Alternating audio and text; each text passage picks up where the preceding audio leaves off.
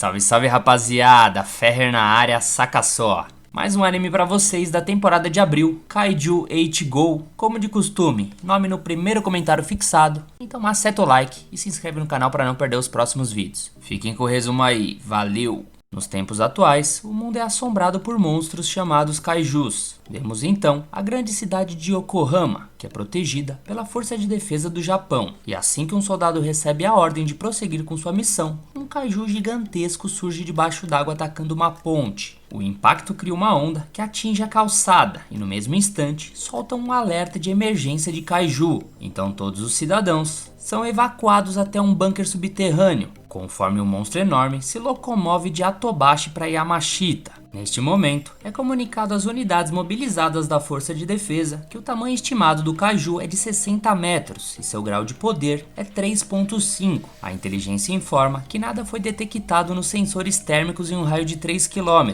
então as unidades recebem autorização para abrir fogo contra o alvo. Acompanhando as notícias, um grupo de amigos presume que a terceira divisão tenha sido despachada, já que estão em Yokohama. Do alto do helicóptero de combate, uma unidade salta em direção à cobertura de um edifício para alcançar uma posição estratégica, enquanto o Kaiju destroça tudo o que encontra pela frente. Tropas de infantaria são deslocadas para a linha de frente para enfrentar o inimigo de perto e criar uma distração, e a criatura colossal enfrenta dificuldade contra oponentes tão pequenos e rápidos. Em pouco tempo, a unidade estratégica encontra o local ideal para disparar um projétil explosivo contra o peito do Kaiju, que tem seu torso desintegrado, provocando uma sinistra chuva de sangue. Após a chegada dos equipamentos de extração do Kaiju, um homem saboreia um suculento hambúrguer, inspirado pela visão das entranhas espalhadas por Yokohama. Embora pareça um caos daqueles, o homem é um funcionário da equipe de limpeza encarregado dessas criaturas, então os restos mortais dela é din-din na conta dele. Nesse momento, a população homenageia os talentosos membros da terceira divisão, que mais uma vez acabaram com o perigo sem sofrer nenhuma baixa. Sob a liderança da capitã Mina Ashiro, o grupo alcançou o status de heróis de Yokohama, que são reconhecidos como os verdadeiros guardiões dos cidadãos diante da ameaça Kaiju. No meio do desfile da vitória, vemos o limpador se deslocando entre a multidão entusiasmada. Esse limpador é o nosso protagonista chamado Kafka Ribino, que estava se preparando para sua própria missão, que começa quando as outras acabam.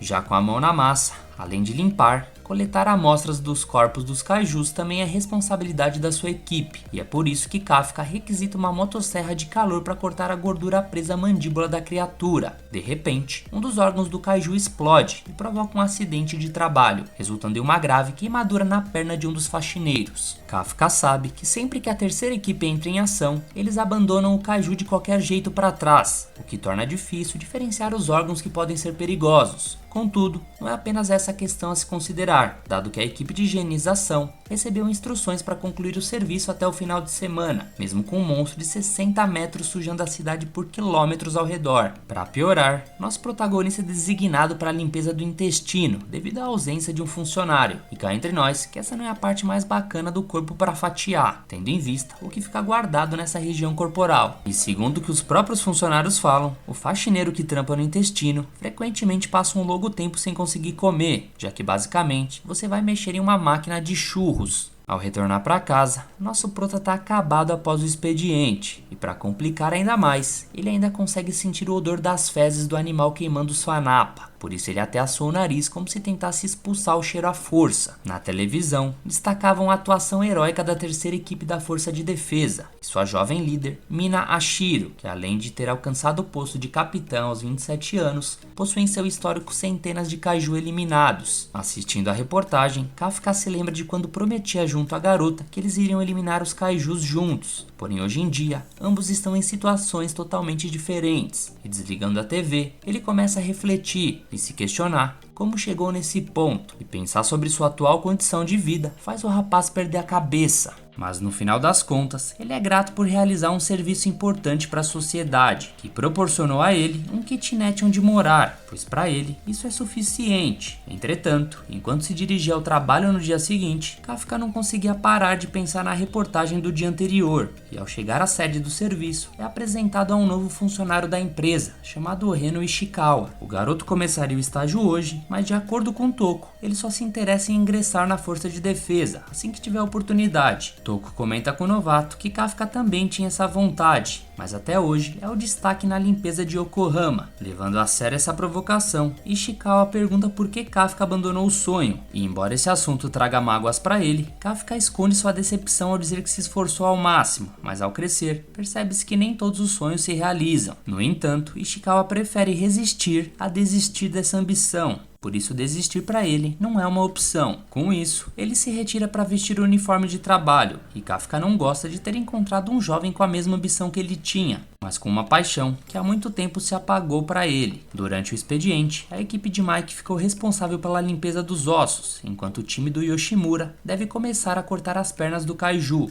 Quando o novato foi designado para o intestino, Kafka pensa que escapou de mais uma noite com cheiro de estrume, mas pelo visto, ele estava sem sorte hoje, já que ele também é enviado para lá pelo segundo dia consecutivo. No intervalo, Ishikawa não consegue manter a postura depois de enfrentar o intestino, e nosso prota até pensa em rir do enjoo do novato, mas ele mesmo precisa se controlar para não vomitar. Como o garoto não conseguia comer, Kafka oferece a ele um suplemento multivitamínico líquido para aguentar o resto da tarde de trabalho, além de tampões nasais para evitar que ele chegue em casa com vontade de mergulhar o nariz no Veja multiuso. No entanto, devido à sua voz abafada pelo equipamento de proteção, Ishikawa não consegue entender o que ele diz. Então nosso prota se vê obrigado a instruir o estagiário de forma simples. E após o intervalo, os dois voltam ao ar do trabalho no temido e odiado intestino do Kaiju, até o anoitecer. Quando alguns colegas se despedem ao concluir o expediente do dia, Kafka pelo menos se alegra por ter terminado a parte mais zoada do Kaiju, e o novato Ishikawa, aproveitando o momento a sós, agradece ao colega por tê-lo ajudado a superar seu primeiro dia na empresa. Além disso, antes de partir, o estagiário informa ao nosso prota que a Força de Defesa ampliou o limite de idade para inscrição, até os 32 anos. Assim, Ishikawa percebe que ainda há tempo para ele, lembrando da expressão de tristeza de Kafka ao mencionar ter desistido antes. Dito isso, nosso prota diz que Ishikawa é mais impressionante do que ele imaginava, mas quando o garoto estava prestes a recuperar sua postura, do nada, um Kaiju surge e o ataca. No impulso, nosso protagonista resgata o colega da boca do monstro, e em outro ataque do Kaiju, mais uma vez o jovem é resgatado pelo colega de trabalho. Em seguida, Kafka instrui Ishikawa a correr em busca de ajuda, mas diante da hesitação do rapaz em deixar o amigo, Kafka lembra que ele não poderá ingressar na força de defesa se ele acabar indo de base hoje. Com a partida de Ishikawa, nosso protagonista atrai a criatura para si e corre o mais rápido que pode até encontrar uma passagem apertada, onde o Kaiju não consegue passar. Correndo em alta velocidade pelo corredor, Kafka atravessa a galeria até pular pela janela do outro lado. Nesse momento, ele tem um flashback ao lado da amiga, onde ele conta para sua querida companheira que os Kaijus destruíram a escola onde estudavam, e por isso o jovem Kafka lamenta não ter derrotado o Guramon. A amiga critica o garoto por só se preocupar com isso nessa altura do campeonato. Afinal,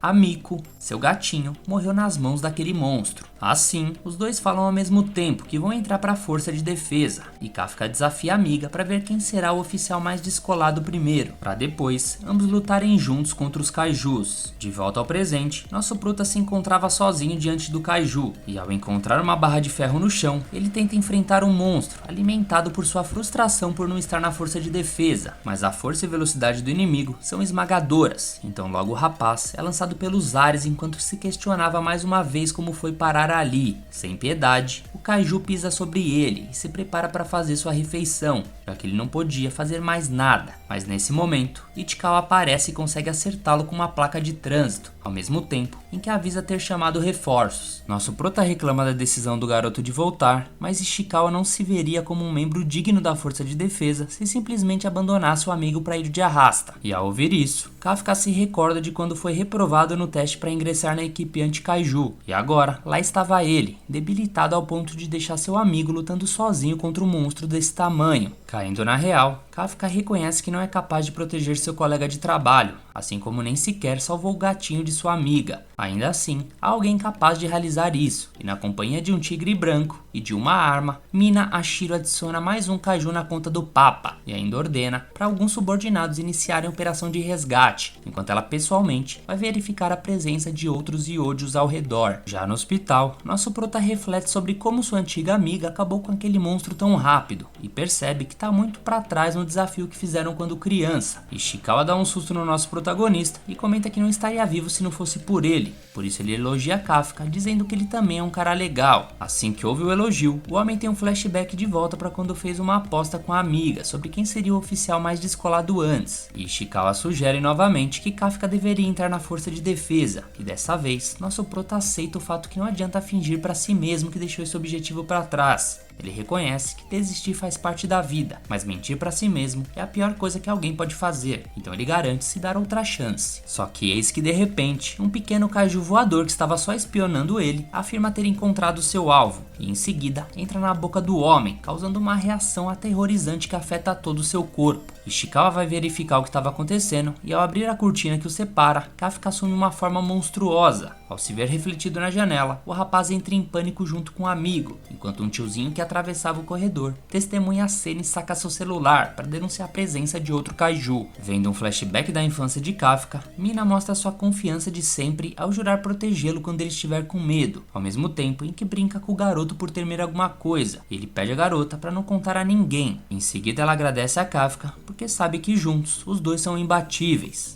De volta ao presente, a capitã da 3ª Divisão da Força de Defesa alerta seus subordinados que um kaiju foi visto dentro de um hospital e que deve ser derrotado antes que machuque alguém. Então logo as autoridades anunciam que um kaiju pequeno foi avistado nas proximidades, por isso todos os cidadãos devem se dirigir ao abrigo mais próximo ou se protegerem em casa. Enquanto isso, os dois amigos estão desnorteados na frente do tiozinho no hospital, então Ishikawa sugere que ele sorria para tentar quebrar o clima, mas parece que não teve muito sucesso, já que imediatamente o idoso desmaiou. Ao tocar na parede para verificar o estado do senhor, nosso prota acaba danificando toda a estrutura que encosta, e os outros pacientes vão dar aquela sapiada por causa do barulho e percebem a presença do kaiju. E Ishikawa acredita que a força de defesa já deve estar chegando. Então Kafka corre até a janela para escapar e mais uma vez destrói tudo que rela. Apesar disso, ele não tem outra opção, então decidem saltar de qualquer maneira. Enquanto isso, as unidades de defesa dirigem-se ao Hospital Geral de Yokohama Sul, onde os dois companheiros estão, pois souberam que o kaiju está se dirigindo por uma área evacuada nas proximidades. Enquanto os dois correm pela sobrevivência,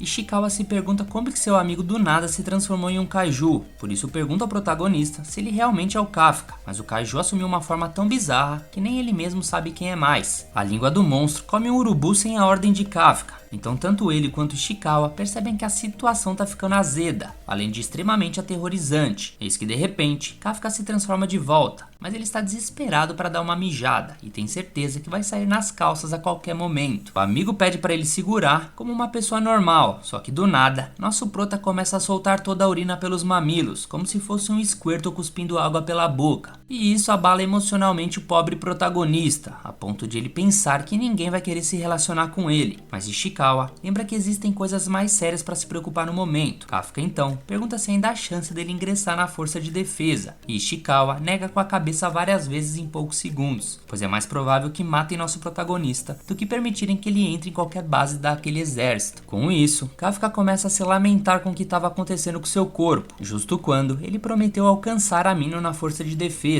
após tantos anos de frustração. Preocupado com serem encontrados pelos agentes do Estado, Ishikawa sugere que eles entram em uma área proibida para despistar os agentes, porém Kafka nota a estranha presença de algo saindo debaixo da terra. Nesse momento, Mina instrui um dos carros a seguir com um plano padrão, enquanto o veículo dela investiga o novo kaiju que acabou de ser descoberto. Nosso prota acredita que é o mesmo tipo de kaiju que atacou eles anteriormente, e Ishikawa supõe que agora eles terão mais chances de se esconderem com a presença desse outro monstro, pois a força de defesa terá que se dividir. Assim, eles seguem em direção à área proibida e Kafka também o acompanha. O aparecimento do outro kaiju causou uma destruição que acabou prendendo uma mulher debaixo dos escombros em sua própria casa, enquanto sua filha chora abalada vendo a situação. A mãe fala para a filha meter o pé, mas a garotinha tenta tirar a mulher de lá mesmo sem chances. Eis que do nada, o kaiju aparece e destrói toda a pilha de escombros ao redor, abrindo espaço para abocanhar a criança. Enquanto sua mãe chora por não conseguir proteger sua filha, o monstro abre a boca na direção da garotinha e se prepara para engolir ela. Até que nosso prota aparece, dando um pombaço sem asa que manda a criatura a centenas de metros. Depois da pancada, nem o próprio Prota acredita na intensidade de sua força, então ele tenta verificar como a criança estava, só que acabou esquecendo de sua aparência atual. A garotinha ficando apavorada, ele tenta sorrir, que acaba piorando tudo, deixando a pobre garota em pânico. Logo Ishikawa chega e consegue organizar a situação, então Kafka remove os escombros e o garoto percebe que a mãe está apenas inconsciente, ficará bem, acalmando a criança. Nesse momento, o Kaiju vilão retorna para onde eles estavam e Kafka pede para o seu amigo que leve as duas embora enquanto ele lida sozinho com o Kaiju. Ele tenta usar o mesmo golpe que usou da outra vez, mas agora que sabe o potencial da sua força, nosso prota dá um segundo soco tão forte que o Kaiju inimigo é arremessado pelos ares e completamente destruído, provocando uma chuva de sangue. Enquanto chove hemoglobina, Ishikawa adverte o amigo que ele jamais deve usar esse poder contra um ser humano. Em seguida, Kafka pede ao amigo que leve a mãe para o hospital, mas mais uma vez, ele assusta a garotinha com sua feiura. Diante disso, ele tenta outra coisa, se aproximando cuidadosamente para indicar que a força de defesa provavelmente estava a caminho, então ela não precisa se preocupar porque ele logo vai sumir. Mas quando Kafka está prestes a zarpar, a garota agradece ele por salvá-la, e aquela voz infantil lembra Kafka de sua amiga, quando prometeram enfrentar juntos o medo, e sempre ficar um ao lado do outro. Nisso, Kafka tem uma visão deles dois lutando juntos contra os Kaijus, vestido com o uniforme da força de defesa, mas logo Ishikawa lembra a ele que precisam vazar logo dali.